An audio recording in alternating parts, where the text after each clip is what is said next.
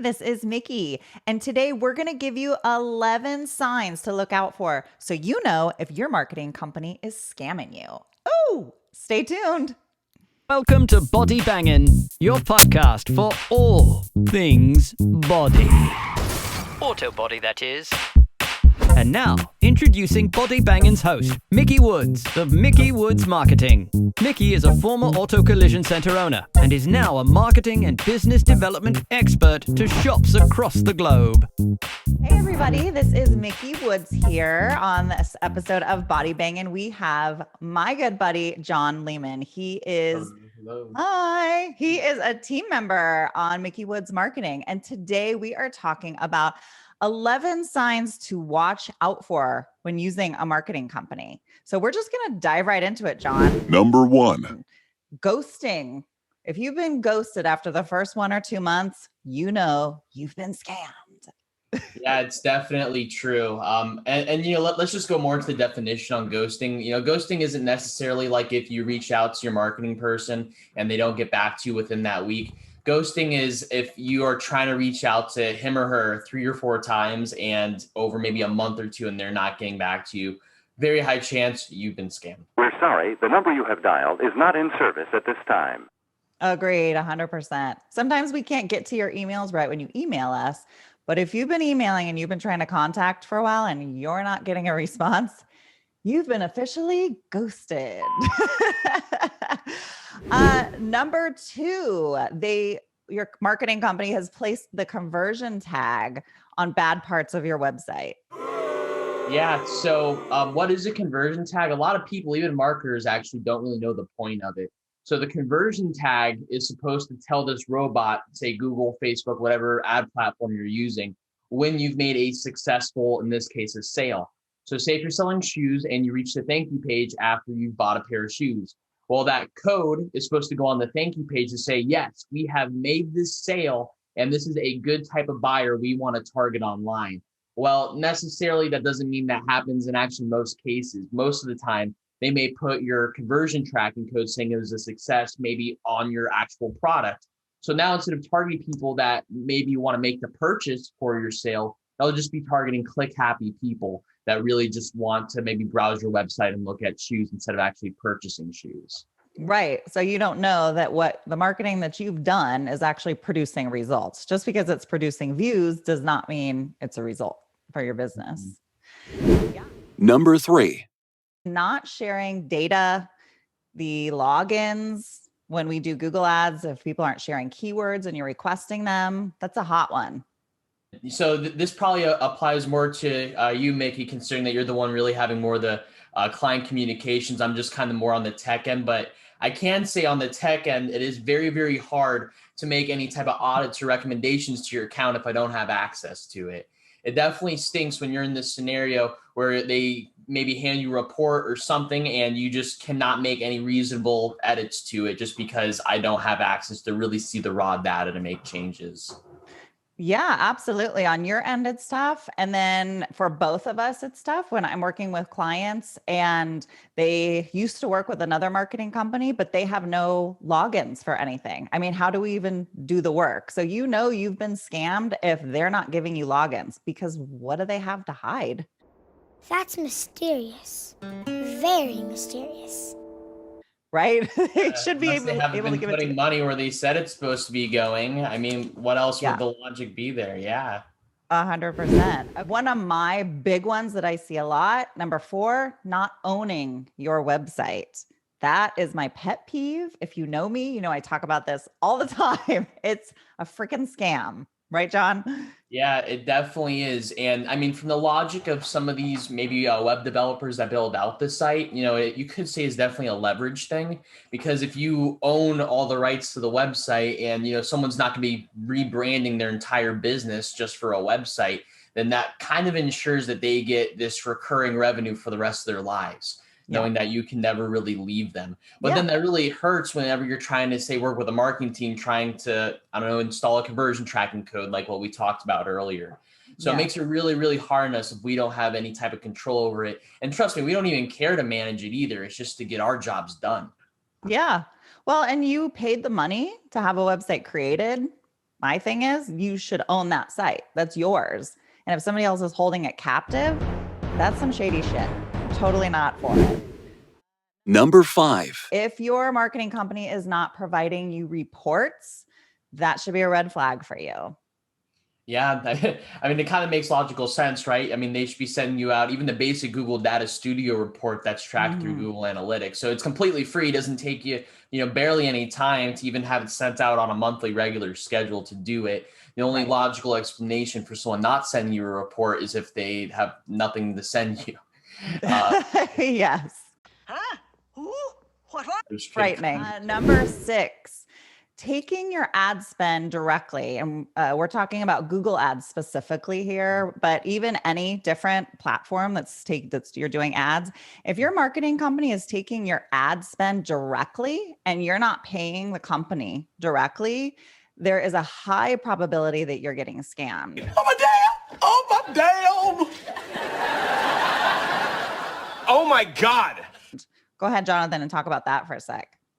All right, so this really applies towards maybe the diseconomies of scale of it. So if you are, say, putting out $3,000 in ad spend a month, and you're already hitting that perfect fine line because, say, there's only 1,000 buyers out there. Well, increasing your ad spend to $6,000 won't double your sales. It might increase it by maybe 10%, but more than likely you're not going to get any sales. So then what happens with a lot of these marketing companies is they ask you to increase your spend. And then what happens is instead of maybe putting it towards your ads, they end up maybe pocketing it. And that really doesn't end up helping you as much as you would like it to help you. That's right. It really helps to guarantee that your budget is going to where it's supposed to be going, not into somebody's pocket for doing a whole lot of nothing. And John and I have both seen that happen quite a bit. Number 7. A high setup fee, specifically a really large retainer fee when you've got monthly projects that are actually small monthly projects. Yeah, to go more in depth on that is what's the red flag on it? So if you see someone coming over to you and saying, yes, we'll do a $5,000 setup fee and then we'll allocate the rest of it towards your ad spend. Well, if you ever really do the math on it, it'd make more sense for you to set it up yourself and just use that whole setup fee just towards the ad spend. And a very, very big thing, I even had my friend reach out to me about this last month to check it over, is he had the same exact thing happen to him. I'm doing the math on. I'm like, wait, you're only going to be getting 2 clicks a month based off your current ad spend. It'd be way better if you had just messed it up completely and just gotten some more clicks in instead of even paying the setup fee, which may not even be good to begin with. Another one that you might see that's very common is maybe a $5,000 setup fee and then $100 managing per month. It's very, common logic in a sense. It's that who would want to spend their time authentically putting full work into your account if it's only $100 a month? It's very an old classic saying where you get what you pay for. And they might give your account a lot of attention during that first month when you're paying them quite a bit, but it'd be a lot more strategic to have it placed out over a long period of time. Yeah, absolutely.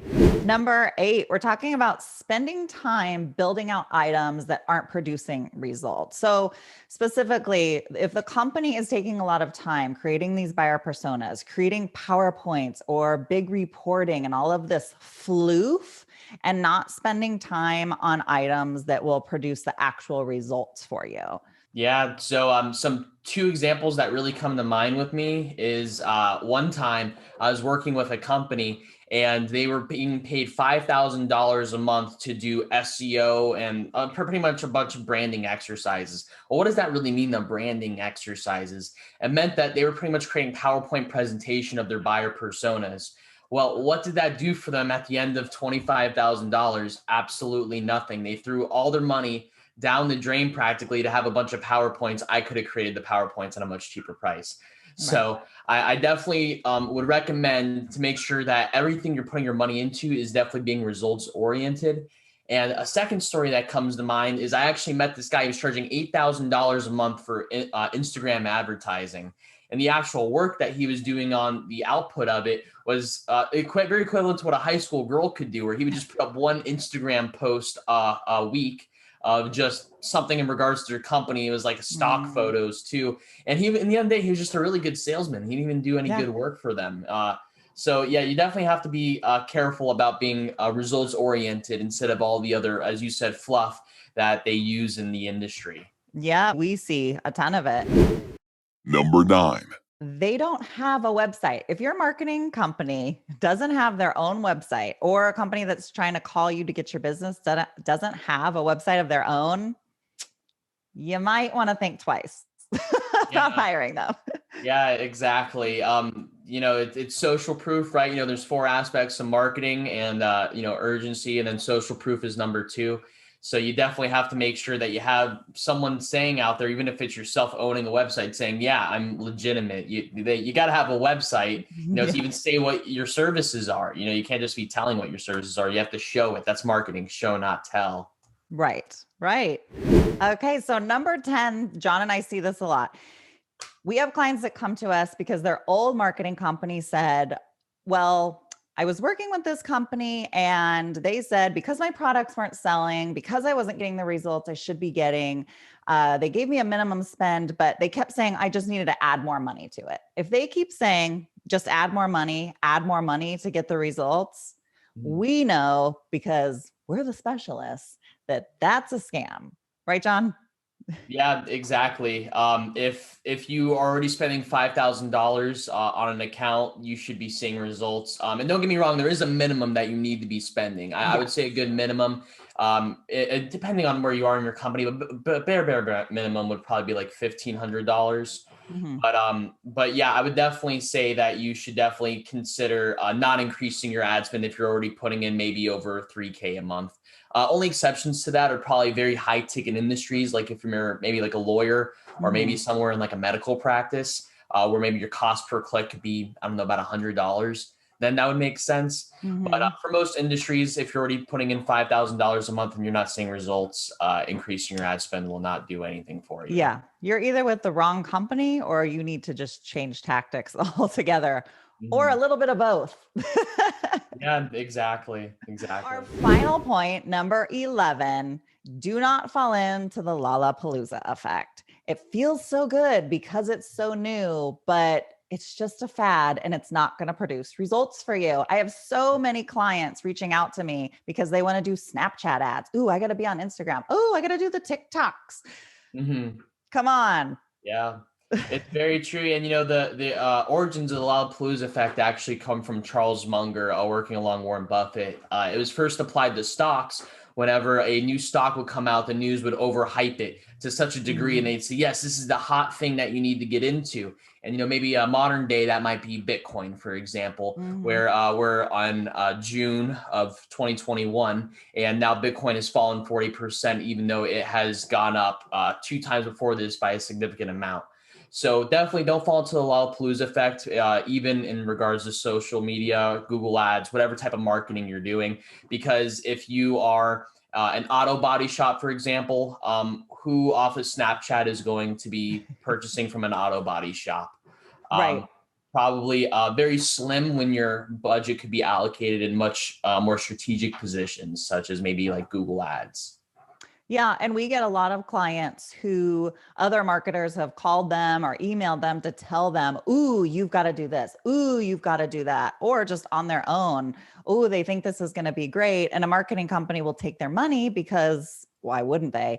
Where our philosophy is, if it's not going to produce results for you, we're not going to recommend it for you. We don't want to do it for you. We want to provide you items and actionable ways to get the return by providing the report, showing the information, showing that it's proven. We operate off of data. It's not just fluff and emotions. Yeah, exactly. I think you said it perfectly there, Micki. Yeah. So those are your top 11 ways that we've come up with today. There are so many more to recognize if you're getting scammed by your marketing company. Thanks everybody for showing up on today's episode of Body Bangin'. And thank you, John, for participating with me today. Hey, thank you for having me, Micki. Thanks. If you enjoyed today's show, make sure you hit the subscribe button. We have some incredible topics and guests coming your way you will not want to miss. If you are watching on YouTube and don't want to miss the latest and greatest, you'll want to hit the bell after subscribing, so you will get a pop-up each time a video podcast goes live. To our devoted fans, would you mind paying it forward and sharing this little gem with someone else you think may benefit from it? much love from all of us here at Body Bangin', all things auto body.